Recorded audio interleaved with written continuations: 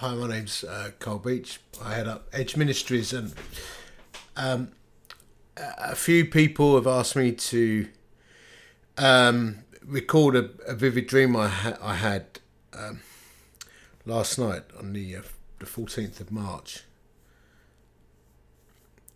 In this dream, I was speaking at a church, and I announced the passages right at the start. I never do this when I preach. I take people to the word, but in this dream, I said, look, these are the passages I'm going to be looking at. And I mentioned something from Acts that I can't remember, and another book. And then I said, and Amos 9. Amos 9. And someone said, what? And I looked, it was a woman looking at me with zero comprehension of what I was saying. And I said, Amos 9. She said, what's that? I mean, Amos 9. And I kept saying it, and she kept looking at me like she didn't understand what I was saying. And in the end, I went, Amos 9, A-M-O-S 9. Literally spelling it out. And she went, oh, right. And I woke up. It was early hours of the morning. And it was so vivid. Waking up was a shock. And I thought, well, I'll just go back to sleep. If it's the Lord, I remember in the morning, and often you don't. When I woke up, some hours later, Amos 9. Now, straight in front of my head. Now, I'd not studied the book of Amos for some time, and I'm like, Amos 9? And I grabbed it and I read it, and the context is Israel being shaken and judged and sifted and then restored. And it's an incredibly powerful passage, and it talks about, I will give the command, I will shake the people of Israel among the nations as grain is shaken in a sieve, not a pebble will reach the ground. And it talks about destruction, but it will not overtake people. And then it says, I will restore David's fallen shelter. I'll repair its broken walls, restore its ruins. Restoring David's tent, which was a place of constant prayer and worship. And I posted this on Facebook. It started to get some attention. I believe it's the Lord. These are the points that I wrote down in the post. I believe this is not a time for us to have idols or false gods or to place your hope in anything other than Christ. I believe the tree is being shaken. The church is being shaken, and God is sifting the church according to Amos 9:8. But there will be a faithful remnant. And God is looking for those who will be faithful to him, and he'll strengthen them. That's a promise in Chronicles, actually.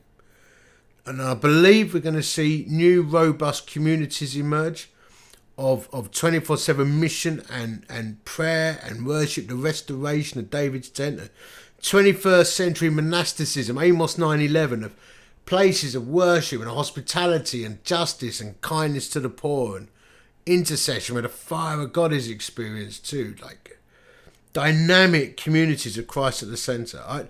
Personally, for those that engage with me on social media, you'll know that I've been feeling a personal call to holiness now for some time, and this is a time to be sober-minded and alert. 1 Peter 5 verse 8.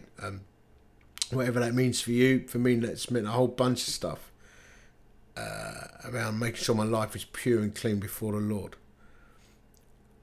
I had questions over whether the church will listen and understand. I had to keep repeating myself. And it was only after really spelling it out that it was what I was saying was comprehended by people. It's a time to check yourself. Is your life bearing fruit? Are you truly following Christ? Amos 9:4 says, I'll keep my eye on them for harm and not good. And that's a shocking verse for the church in our culture. We're obviously post-cross and resurrection. God doesn't want to harm us. He sent Christ to us, but it's not a time for complacency. Whilst restoration will happen and God is kind and gracious and patient, don't place yourself outside of his rescue plan. You cannot rely on your own strength and intellect. We all need a rescuer. again, are your feet on the rock of Christ? Are you truly placing your faith, hope, life and trust in him? And obviously the passage ends with a beautiful account of restoration. And I believe that God is calling us to see a convergence of mission, justice and worship. And that's massively part of what I'm involved in with Edge Ministries. I'm going to ponder this more, but what I'm going to finish by saying is, it says in Amos 5:14, seek good not evil that you may live, and the Lord, the God of armies, will be with you.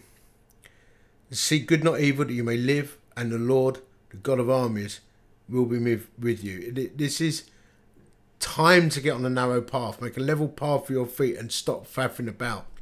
And I believe we're going to see new, robust, amazing, dynamic, holistic communities with Christ at the centre emerge.